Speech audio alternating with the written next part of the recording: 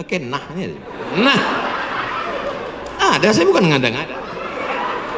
Bagaimana caranya bisa membubarkan tempat hiburan malam? Karena saya yakin di tempat seperti ini adalah pusatnya maksiat. Semua hiburan malam mesti ada izin dari Majelis Ulama Indonesia, tokoh adat, tokoh masyarakat, dan disetujui oleh Polsek. Setuju? Jadi siapa yang mau buat hiburan malam nikah anaknya, dia ngurus surat 3. Pertama, rekom dari MUI. Pak Ketua MUI Kecamatan, ya nanti malam mau pesta anak saya. Kata MUI, apa hiburannya? Ada keyboard tunggal. Lagunya apa?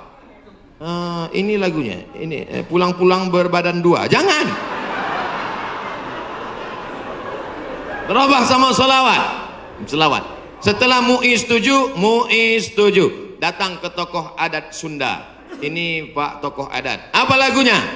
Ini lagu ya, buat satu lagu adat yang mengingatkan supaya kita tetap menjaga adat sopan santun. Oke, tambah lagu religi satu, lagu adat. Datang ke Polsek, Pak Polsek, oke setuju, jam 10 tutup. Bisa apa nggak bisa? Bisa. Jangan suruh saya datang ceramah ke situ, nanti mereka sudah mabuk baru datang saya, assalamualaikum. Nggak bisa. Ini amar ma'ruf nahi mungkar ini bukan cuma tugas ustadz, tapi tugas kita bersama. Di masjid ustadz menyampaikan ceramah, bapak ibu memfasilitasi, anaknya nikah, perbuatannya baik, sakral, menghalalkan yang haram, tapi dalam itu dia sudah melakukan perbuatan haram, menyediakan narkoba, menyediakan pesta sampai malam. Insya Allah kalau sepakat yang 3, polisi, tokoh agama, tokoh adat, DPR tingkat kabupaten provinsi, peraturan daerah, pesta keramaian hanya boleh sampai jam 9 malam. Lewat dari itu pengawasan polisi boleh menangkap. Bisa atau tidak bisa? Bisa. Makanya kita harus berjamaah menangkal ini semua. Insya Allah kalau sudah orang-orang masjid duduk memilih wakil-wakil rakyat yang juga peduli, maka akan terwujud negeri kita tetap menjadi baldatun thayyibatun wa rabbun ghafur. Makanya sebarkan pengajian. Siapapun ustadz yang datang ngaji, Ustadz Jujun Junaidi ngaji, Ustadz Abdul Somad ngaji, Ustadz ngaji, datang, duduk, diam, dengar. Ada snack, makan. Nggak ada, istighfar.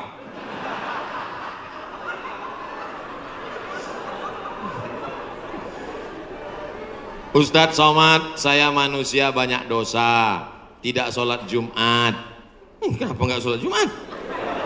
Man tarakal jumu'ata salasa marratin, siapa yang nggak sholat Jumat 3 kali berturut-turut tahawunan, bukan karena sakit, bukan karena darurat, tapi karena menyepelekan panggilan Allah, taba'allahu ala qalbi, Allah mengunci pintu hatinya. Kalau sudah hati terkunci, telinga tersumbat, mata tertutup, khatamallahu ala qulubihim wa ala sam'ihim wa ala absarihim ghishawah. 3 kali sholat Jumat kau tinggalkan, Allah mengunci pintu hatimu. Siapapun yang ceramah tak akan masuk ke telingamu. Na'udzubillah. Saya ingin bertobat dan sudah menjalankan taubat, maka sholat Jumatlah engkau. Siapa yang datang hari Jumat saat yang pertama seperti berkurban seekor onta, datang pada saat yang kedua seperti berkurban seekor lembu, datang saat ketiga seperti berkurban seekor kambing, datang saat keempat seperti berkurban seekor ayam, datang saat kelima seperti berkurban sebutir telur ayam. Sekarang banyak yang datang hari Jumat, jangankan telur ayam, telur puyuh pun nggak dapat. Datangnya kapan? Ketika khotib sudah naik ke atas mimbar, jamaah Jumat yang dimuliakan Allah, baru dia datang. Terlambat, udah terlambat sholat sunat lagi. Allahu Akbar. Pakai baju kaos tertulis, emang masalah buat lo. Orang kalau taubat itu malu sama dosa-dosa masa lalu, bukan bangga. Ini banyak juga orang udah taubat. Ustaz Somad, saya ini baru hijrah. Dulu semua saya minum, semua narkotika saya pakai. Ente taubat apa sombong?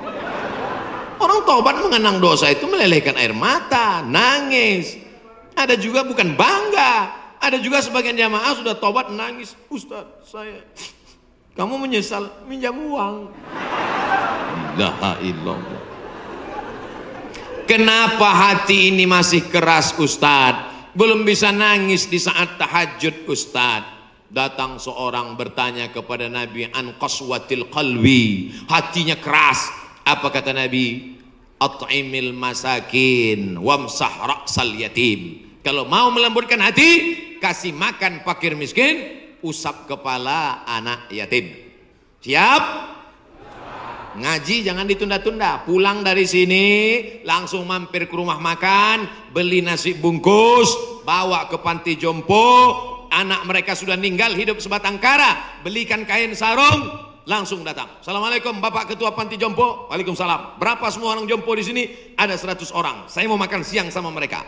Semuanya 2 orang aja. Kebetulan kok nasinya cuma 2 kan.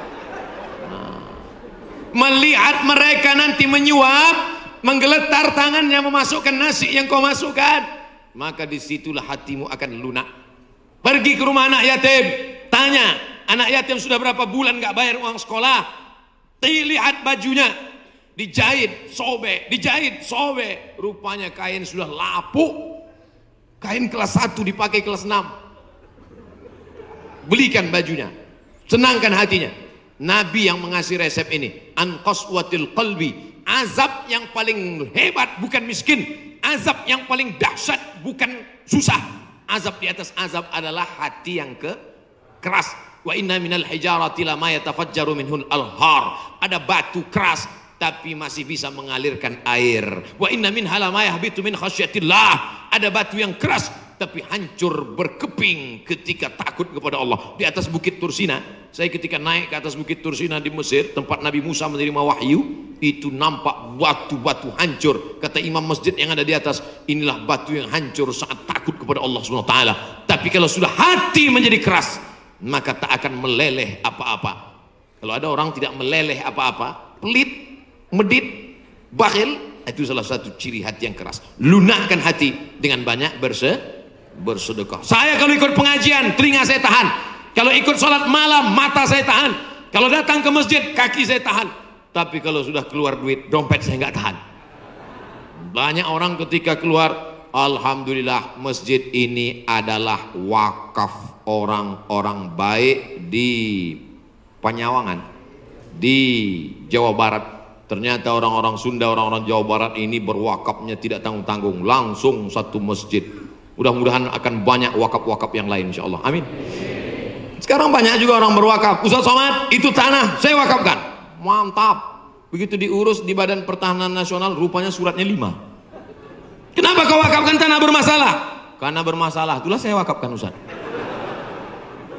Nauzubillah. Kalau hatimu masih keras juga, hadirlah di tempat penguburan jenazah. Berdirilah di tepi kubur tempat jenazah. Kubur, suruh kawan satu nyenggol dari belakang. Masuk kau ke dalam, kau sambut jenazahnya, kau pegang masuk ke lubang, terasa dingin dari bawah. Sadarlah bahwa kau juga akan mati masuk ke dalam. Rumahmu yang besar tinggal, istrimu akan nikah dengan brownies. Mobilmu yang mewah akan dijual, suratnya akan berganti di kantor Samsat. Tanahmu akan diganti akte notaris. Kau hanya akan membawa 2-3 helai kain kafan, digulung macam dodol Garut. Apa yang kau bawa mati menghadap Allah SWT? Ada orang Islam mati bawa seragam? Ada.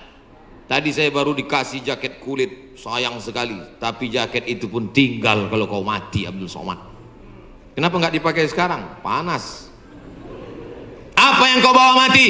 Kalau pernah kau usap kepala anak yatim, kalau pernah kau infak sedekah untuk masjid, itulah yang akan kekal abadi. Yang mewakafkan tanah ini sudah meninggal, tapi terang kuburnya, lapang makamnya insya Allah. Amin. Pikirkan, orang yang cerdas bukan yang IP-nya 4, orang yang cerdas bukan otaknya hebat.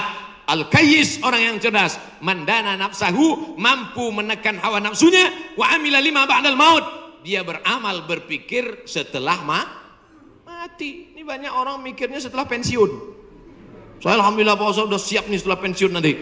Emangnya yakin malaikat maut datang setelah pensiun? Banyak malaikat maut datang sebelum pensiun.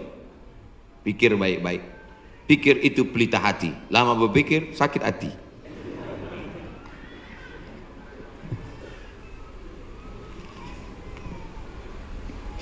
Bagaimana kita bisa membedakan musibah, cobaan, bencana, atau azab?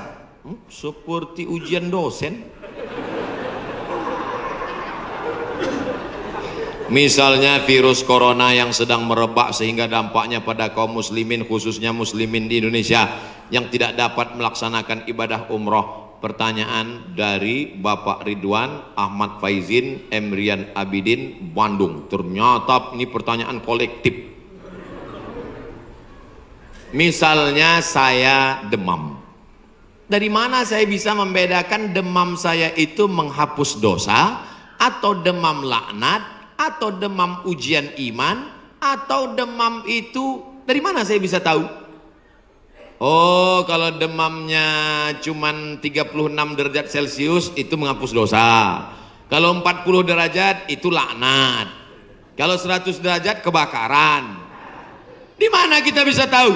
Tidak ada yang bisa membedakannya kecuali introspeksi diri. Satu, la yusibul mu'min min nasabin wala wasabin wala saqamin wala syaukin yastakuha. Kalau ada orang yang kena susah hati, gundah gulana, sakit, duri menusuk tapak kaki, keluar dari rumah lupa pakai sendal, melangkah, duri menusuk tapak kaki, illa kafarallahu anhu biha sayyi'atuh, maka dengan itu sebenarnya Allah ingin membersihkannya dari dosa. Makanya kita selalu husnuzan. Ana dalam hadis kursi apa kata Allah? Ana inda husni zanni abdi bi. Aku menurut prasangka hambaku kepadaku. Maka kalau kita kena penyakit, yang pertama husnuzan pada Allah, bahwa sebenarnya Allah ingin membersihkan kita dari dosa. Yang kedua, saya nggak ada dosa Pak Ustaz. Apa dosa saya? Saya nggak pernah minum khamar, saya nggak pernah sabu-sabu, saya nggak pernah berzina, saya nggak pernah pakai narkoba. Dosamu adalah ketika kau merasa bahwa kau tidak berdosa. Itulah dosa. Dosamu adalah ketika engkau sehat tapi tak kau pakai mensyukuri nikmat Allah. Itulah dosa. Maka ke siapa yang berkata saya tidak pernah silap, saya tidak pernah salah, saat itu dia sedang silap dan salah. Al-insan mahallul khata' wan nisyan. Manusia tempatnya silap, lupa dan salah. Yang kedua, ketika kita sakit, sebenarnya Allah ingin mengangkat derajat kita, karena sebetulnya amal kita tidak cukup. Kita sudah ditempatkan di tempat surga Jannatul Firdaus, tapi ketika malaikat ditanya, sudah cukupkah amalnya? Belum. Beri dia ujian supaya amalnya mencukupkan dia dengan amal sabar. Ada amal yang lebih tinggi dari tahajud, lebih hebat daripada jihad. Apa dia? Innama yuwaffas sabiruna ajrahum bighairi hisab. Amal sabar menerima musibah, tidak caci maki, sumpah serapah. Yang ketiga, bisa jadi laknat Allah. La ta'murun nabil ma'ruf. Mestinya kau tolong saudaramu yang ada di Uighur, mestinya kau bantu saudaramu yang sedang teraniaya di India, tapi mulutmu diam, kau tak mau menolong. Ketika musibah dikirimkan Allah dalam bentuk bencana, ternyata yang kena bukan yang jahat-jahat saja, yang baik-baik pun ikut juga kena. Maka tidak ada cara lain kecuali mohon ampun, minta ampun, taubat nasuha kepada Allah Subhanahu wa ta'ala. Oleh sebab itu maka yang bisa membedakannya hanya Allah, dan kita hanya berhusnuzon kepada Allah Subhanahu wa ta'ala.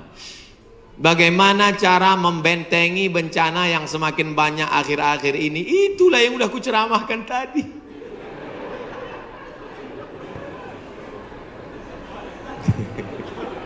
Itulah yang udah kita bicarakan selama 1 jam 15 menit tadi, brother. Tadi saya yakin ini pertanyaannya sebelum ceramah. Apabila kita sudah baca amalan-amalan penangkal musibah, tapi musibah masih saja terus datang, bagaimana sikap kita sebagai muslim? Man lam yardha bi qada'i, siapa yang tidak ridha menerima takdirku, walam yasbir bi bala'i, siapa yang tidak sabar menerima ujianku, falyatlub rabban siwaya, carilah Tuhan selain aku. Ada Tuhan selain Allah? La ilaha illallah. Maka kita tidak ada cara lain kecuali ridha, ikhlas, terima ketetapan Allah. Makanya ketika bangun pagi apa doanya? Raditu billahi rabba. Aku ridha menerima Allah sebagai Rabb. Apapun yang kau beri aku terima ya Allah. Wabil islami dina. Aku ridha Islam sebagai agamaku. Apapun perintah dan larangan Islam ku amalkan. Wabi Muhammadin nabiyya wa rasula. Aku ridha Muhammad sebagai rasulku, maka kita ikut sunnah Rasulullah Muhammad sallallahu alaihi wasallam. Terjadi juga ridha. Tapi kalau terjadi karena kurang usaha, hukum sebab akibat. Sudah disimpan uang di dalam dompet, dompetnya dikunci, dompetnya dalam laci, lacinya dikunci, lacinya dalam lemari, lemarinya dikunci, lemarinya dalam kamar, kamarnya dikunci, kamarnya dalam rumah, rumahnya dikunci, rumahnya dalam komplek, kompleknya dikunci, hilang juga. Terus mau ngamuk. Tidak ada cara lain kecuali ridha kepada Allah. Tapi kalau punya sepeda motor nggak dikunci, malah berhenti, mesinnya hidup, kuncinya diletakkan, terus sibuk beli ngobrol, beli kangkung 2 ikat, ngobrolnya 2 jam. Ketika dilihat hilang. Terus ketika hilang suaminya nanya, mana motor kita? Ridho mas. Itu bukan ridho, goblok. Mohon maaf saya keceplosan. Oleh sebab itu maka tetap ada Ahlus Sunnah wal Jamaah mengajarkan kita ada namanya al-kasbu wal ikhtiar. Bahasa kitanya namanya usaha. Kalau pemerintah menyuruh pakai masker, usaha. Jangan tidak ikut. Suruh cuci tangan sering. Sebetulnya kita nggak perlu belajar masalah cuci tangan. Ada nggak ada virus kita tetap cuci tangan, betul? Subuh cuci tangan, zuhur cuci tangan, asar cuci tangan, maghrib cuci tangan, isya cuci tangan, tahajud cuci tangan, witir cuci tangan, duha cuci tangan. Orang Islam paling sering cuci tangan. Makanya saya heran kalau sampai anak-anak kita diajarkan, mama siapkan gayung sama sabun. Untuk apa nak? Hari cuci tangan internasional. Loh, kita nggak perlu diajari cuci tangan. Nanti takutnya 20 tahun akan datang ada lagi namanya Hari Cebok Nasional. Dari 14 abad yang lalu kita sudah bersih, betul? Tidak akan ada bakteri bersarang di ujung-ujung jari kita karena kita paling sering cuci tangan. Tidak akan ada bakteri yang bersarang di ujung kuku kita karena kita paling potong kuku hari Jumat. Kalau seminggu tak akan mungkin kukunya panjang. Makanya Nabi berkata, azfaraka, kukumu kenapa panjang? Inna syaitana yaqudu ma tala minha. Setan duduk di kuku yang panjang. Makanya pertama yang dijaga dalam Islam adalah kebersihan. Kuman datang, binatang dipotong. Setelah dipotong darahnya keluar karena ternyata bakteri ada di dalam darah. Setelah darahnya keluar, dipotong-potong, dicuci sampai 4 kali. Ibu, saya tidak punya saudara perempuan. Waktu masih kecil di rumah, bantu ibu di rumah, saya disuruh cuci. Selamat, cuci daging, saya cuci. Kalau ayam 2 kali, kalau kambing 4 kali. Kenapa gitu mak? Ayam kakinya 2, kambing kakinya 4. Saya nggak tahu anak kecil. Sekarang saya baru tahu. Ternyata ayam dagingnya putih, darahnya nggak banyak. 2 kali sudah bersih. Tapi kambing sekali masih merah, 2 kali masih merah, 3 kali agak pucat, 4 kali bersih. Setelah itu baru dimasukkan, dibuang airnya, disolawatkan, baru dimasak. Mereka tidak, kambing tidak dipotong, kambing matinya di stunning. Ada pistol, tapi pelurunya nggak keluar, ditahan. Itu skalanya 8, ditembakkan ke kening sapi, tembak ke kening sapi, sapinya mati, darahnya nggak keluar. Kalau sampai 8 mati, tapi kalau 7 bodoh aja. Itu sapi-sapi dari Australia yang datang ke tempat kita yang liar seperti banteng, itu ditembak otaknya skala stunning 7. Bodoh. Ibu kalau ada bapak yang liar, tembak skala itu. Mas, mama mau pergi arisan, pel lantai, mandikan anak, dan papa. Nah itu udah kena stunning. Jangan diamal. Tidak dipotong, hanya stunning 8 skala, akhirnya sapi tumbang, darahnya masih dalam daging, bercampur dengan darah bakteri penyakit, dipotong-potong, diletakkan di atas api yang tidak terlalu matang, bolak-balik, bolak-balik, bolak-balik, nggak dicuci, darah nggak keluar, masuk ke dalam roti, dicampur, dimakan. Barbecue. Habis dimakan kena penyakit medco. Ko sapi, med gila, medco sapi gila. Sapi aja yang halal bisa menjadi penyakit, apalagi yang dimakan kelelawar, Batman. Maka kita disuruh kulu, makanlah. Tapi yang dimakan itu apa? Min thayyibat. Thayyib artinya baik, baik. Dulu thayyib baik-baik, sekarang thayyib nggak pulang. Mohon maaf Pak Thayyib nyantur sini. Masya Allah, tabarakallah.